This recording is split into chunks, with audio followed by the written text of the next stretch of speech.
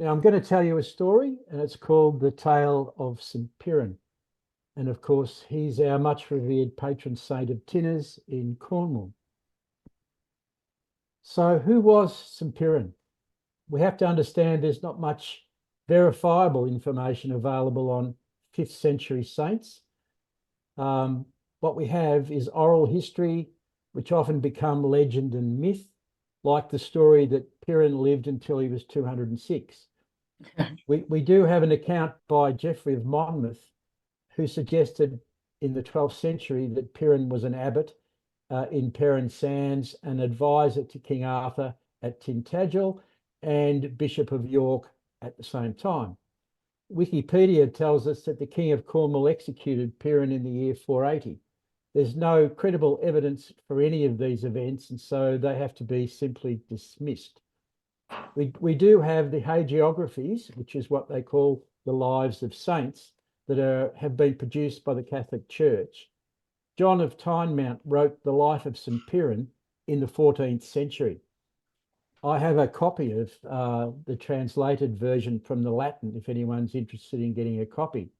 This story isn't based on history, as it's a word-for-word version of the life of St. Piran of Saia in Ireland. And I will use Kieran for simplicity. It's actually Chiran, but anyway, Kieran will do. It appears that the record of St. Piran's life changed the name from Kieran and omitted reference to being buried in Ireland, substituting Cornwall instead.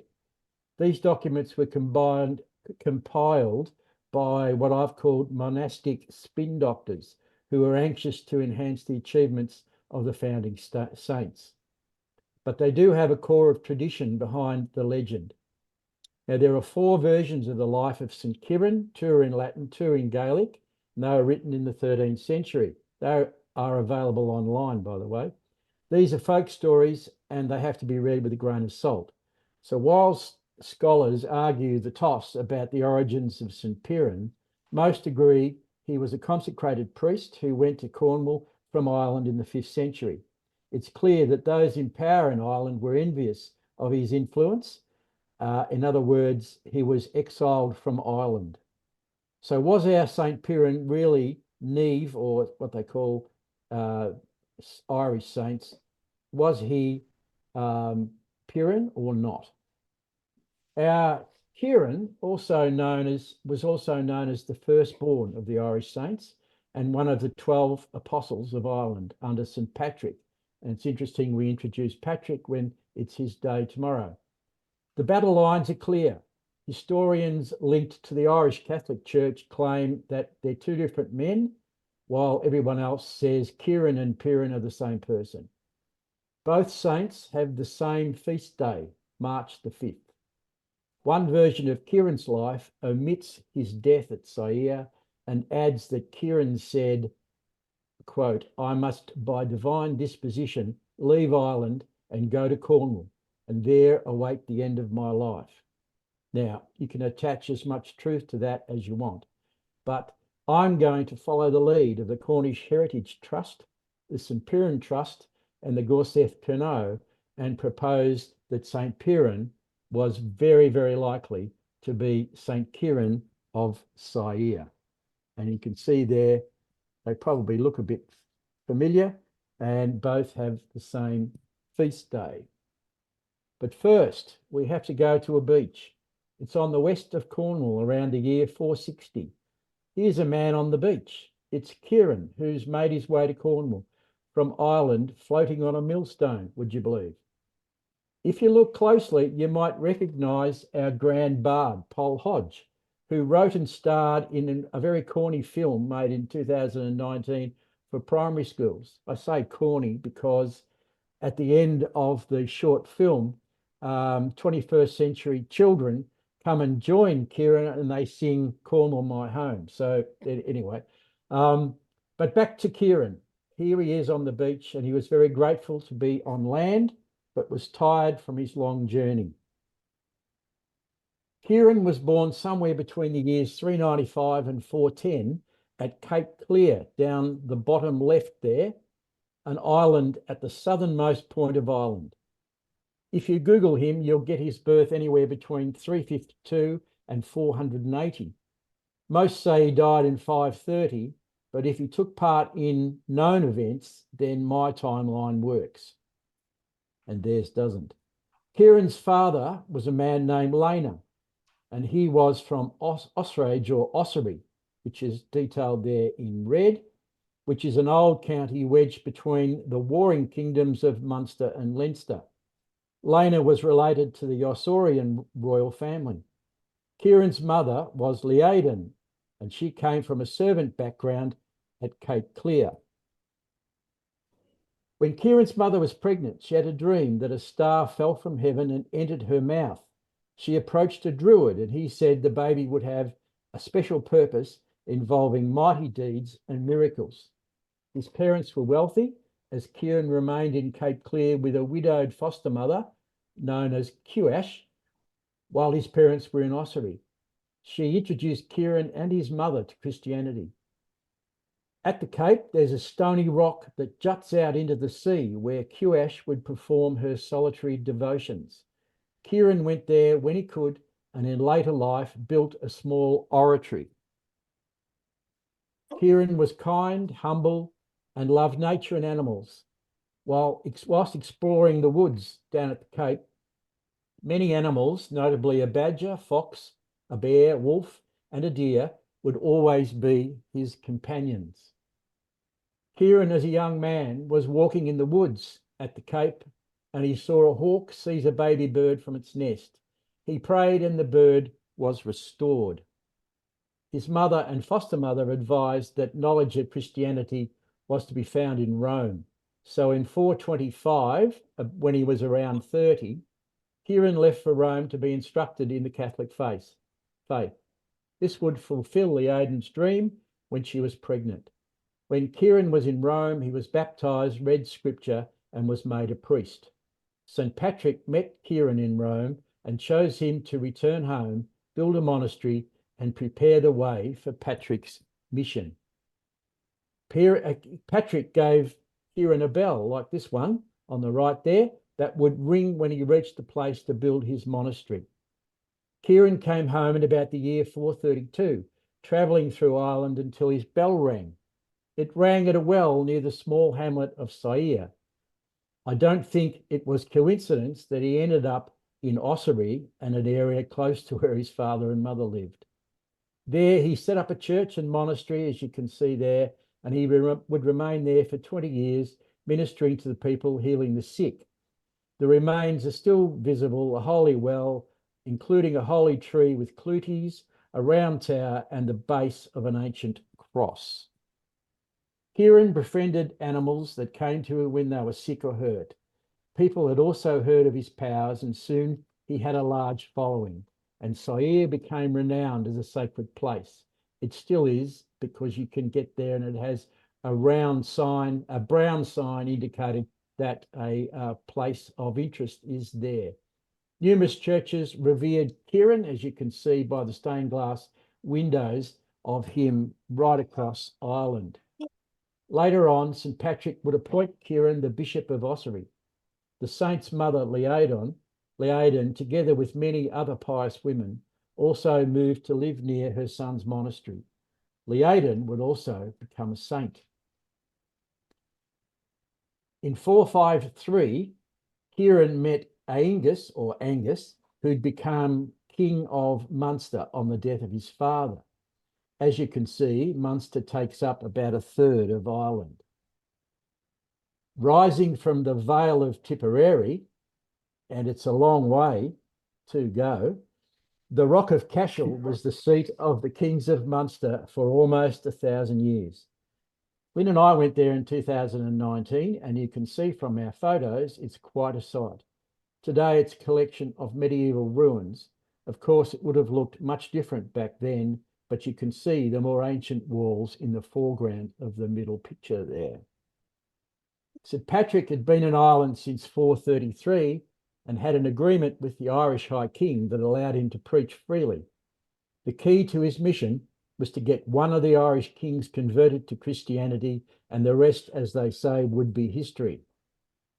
Cashel is the spot where St Patrick, with Kieran's help, converted and baptised the newly crowned Angus of Munster, who was of the O'Keefe clan today, to Christianity in the year 453. The king was a man of great fame as a warrior who was determined to be baptised. 6 of his children went on to serve the church, and the king also set taxes to support the church.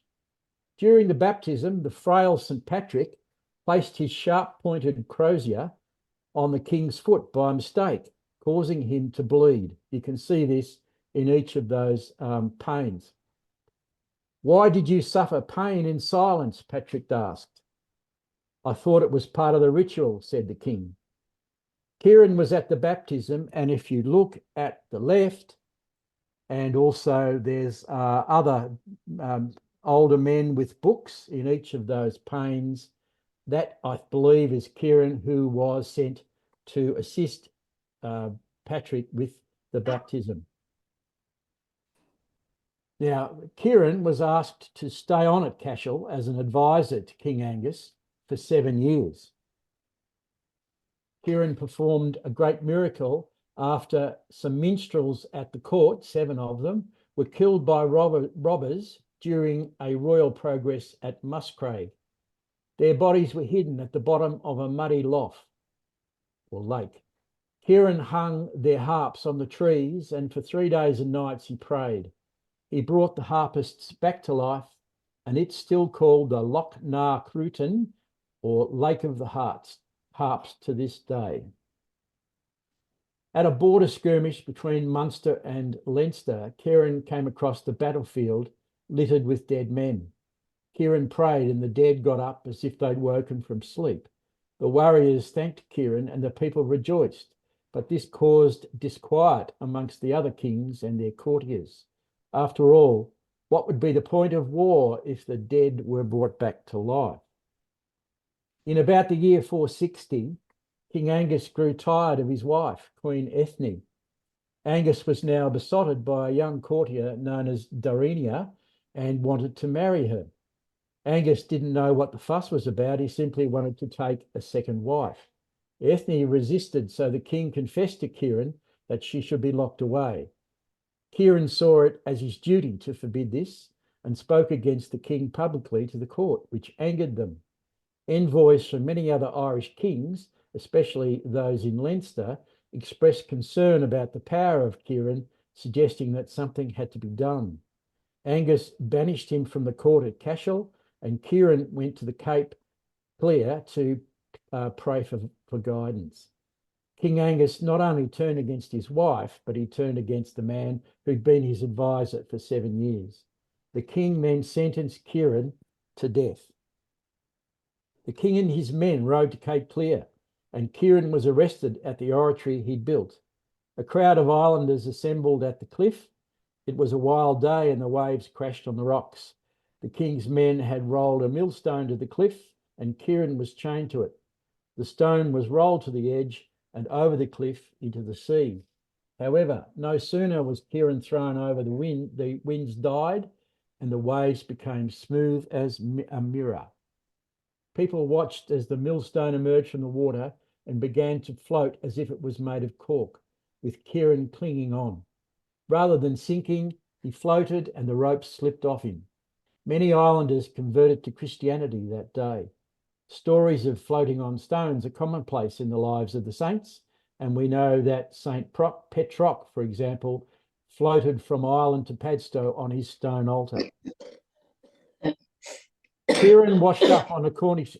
Somehow, Piran floated on his newfound raft all the way across the Celtic Sea to Cornwall, and he landed on the 5th of March around the year 460 on the sands which now bear his name. Piran washed up on a Cornish beach known as Piran Beach. Seeing this as a sign, he set about preaching to the Cornish people. He first built a small chapel or praying place on a rock that jutted into the sea, which still bears the name Chapel Rock, in memory of his foster mother, Cuash, at Cape Clear. He then built an oratory like he had at the Cape, a short distance inland among the dunes in what's now Penhale or Piran Sands. Robin will talk to us about that in a minute. Many people came to hear him preach here and then at Piran Zabulo. I think that's how you say it. St. Piran's Oratory or Praying Place is the oldest Christian church in all of Britain. He was eventually joined by others and he established the Abbey of Llanpiran. As in the story of Kieran, it's said that Piran's first congregation in Cornwall was a badger, a boar, and a fox, who were also his constant companions. Kieran befriended the local Cornish folk who had helped him from the sea. They asked him his name and he said, Kieran. The locals would have scratched their heads and said, no way, mate, you're Piran. This is highly likely, as about 5,000 years ago, a split occurred in the Celtic languages in northwest Europe, known as the P-Celtic and the Q-Celtic split. The Q-Celtic Gaelic languages of Irish, Manx, and Scottish emphasised the hard K sound for C, K, and Q. So church, for example, becomes kirk. Brittonic languages of Welsh, Cornish, and Breton alternated the P for the K. So the sound of the word Kieran in Irish became Piran in Cornish. And so he was called Piran or Perrin. Piran's popularity, of course, was with the tin miners. The fall of the Roman Empire crashed the tin trade in Cornwall, along with the expertise to extract it. Our Piran rediscovered tin smelting after the Romans left. A very cold Piran, with the help of his new friends, made a fire to keep warm.